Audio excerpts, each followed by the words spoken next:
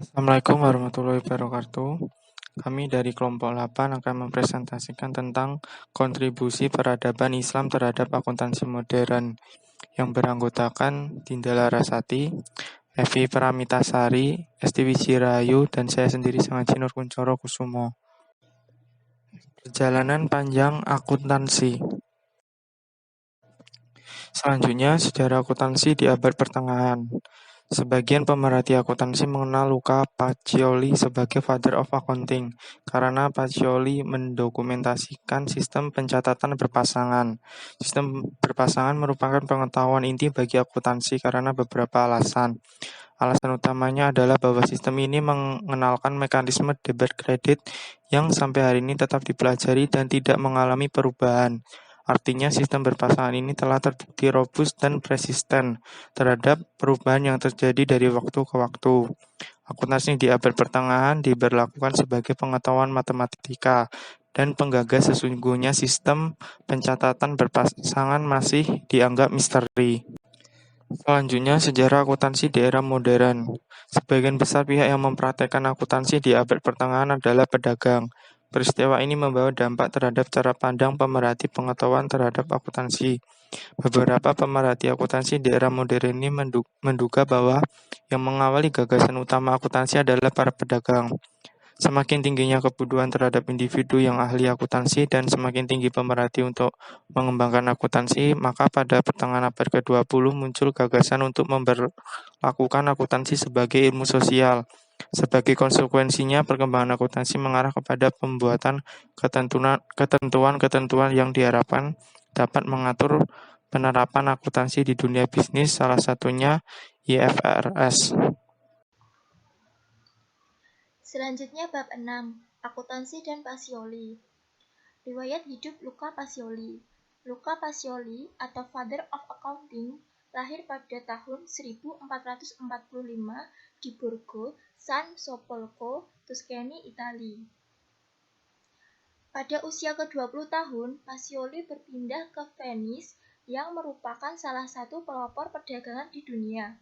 Selama hidupnya, Pacioli menerbitkan 11 buku, 2 di antaranya adalah Summa de Arithmetica Geometrica Proportioni et Proportionalita yang disingkat Summa. Kedua buku tersebut merupakan buku matematika yang terkenal dan buku Summa merupakan kumpulan pengetahuan tentang aritmetika, geometri, dan proporsi dan proporsionalita. Selanjutnya yaitu bab 7, akuntansi di era modern. 1. Dari seni ke ilmu sosial. Pada abad pertengahan, ilmu akuntansi banyak digunakan oleh para pedagang karena digunakan untuk melakukan berbagai transaksi keuangan seperti pengakuan utang piutang, kepemilikan barang, dan sebagainya. Seiring berjalannya waktu, perkembangan bisnis para pedagang atau pembisnis menyerahkan penerapan akuntansi kepada pihak yang berkompeten. Sebagai ilmu sosial murni, akuntansi diharapkan dapat menghasilkan output yang dapat atau mampu mengoptimalkan interaksi antar individu atau organisasi.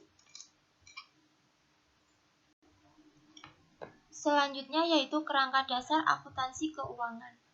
Kerangka dasar yang saat ini dipertimbangkan yang terdiri dari 3 level menurut Keiso, Wegan, dan Kimmel 2011 sebagai berikut. Level pertama, level fundamental, diharapkan menjadi kriteria dan pertimbangan utama dalam penerapan dan penyusunan 2 level berikutnya.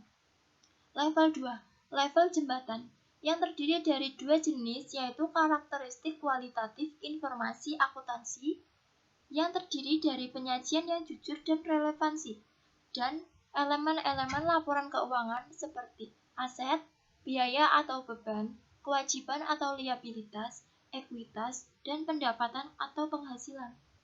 Level ketiga, konsep pengakuan, pengukuran, dan pengungkapan, yang terdiri dari asumsi-asumsi, prinsip-prinsip, dan constraint. Selanjutnya informasi sekilas tentang IFRS. 2 perbedaan standar IFRS yang disusun IASB dan USA GAAP yang disusun FASB sebagai berikut. Yang pertama, berbasis nilai wajar atau fair value versus berbasis cost historis. IFRS menggagas penggunaan nilai wajar, sedangkan USA GAAP menggunakan penggunaan cost historis dalam pengukuran informasi keuangan. Yang kedua, berbasis prinsip versus berbasis aturan atau rules. IFRS mendorong penyusunan standar berbasis prinsip, sedangkan USA GAAP dalam hal ini menerbitkan standar berbasis aturan yang dianggap menyajikan standar terlalu kaku atau rigid.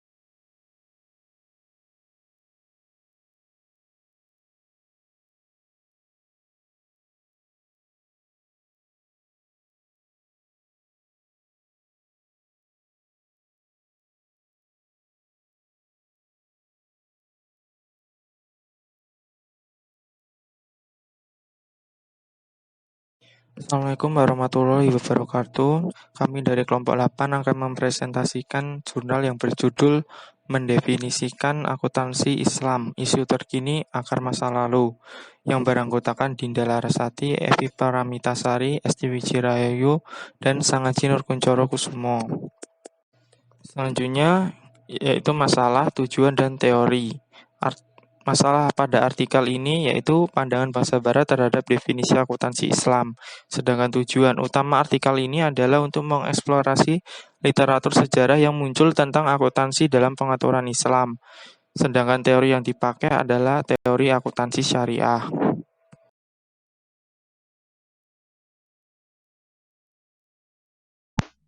Selanjutnya yaitu keterbatasan penelitian. Literatur akuntansi Islam cenderung terbagi menjadi 3 kelompok utama. Pertama, ada diskusi umum tentang kebutuhan akuntansi Islam dan apa prinsip luas dari sistem akuntansi Islam. Beberapa penelitian memberikan cakupan luas dan yang lain lebih fokus pada aspek tertentu seperti konsep akuntansi tertentu. Jurnal ini hanya mengembangkan patokan perspektif untuk pengungkapan sosial berkualitas tinggi yang akan konsisten dengan basis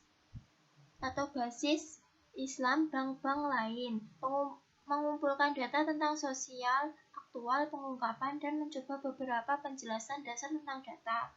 Sedangkan kontribusi berkisar dari tinjauan konseptual umum, hanya membahas apakah produk keuangan Islam secara substansial berbeda dari transaksi perbankan barat untuk membenarkan perlakuan akuntansi yang berbeda.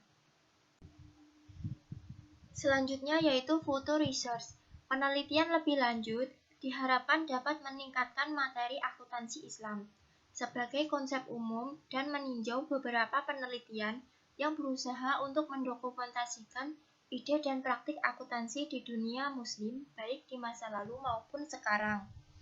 Karena ada ruang untuk lebih banyak membahas penelitian tentang gagasan dan praktik akuntansi di negara-negara dengan populasi muslim yang dominan pada periode prakolonial, kolonial dan pasca-kolonial, terutama di daerah-daerah yang secara geografis di pinggiran seperti Spanyol Islam di sisi lain dan Malaysia dan Indonesia di sisi lain.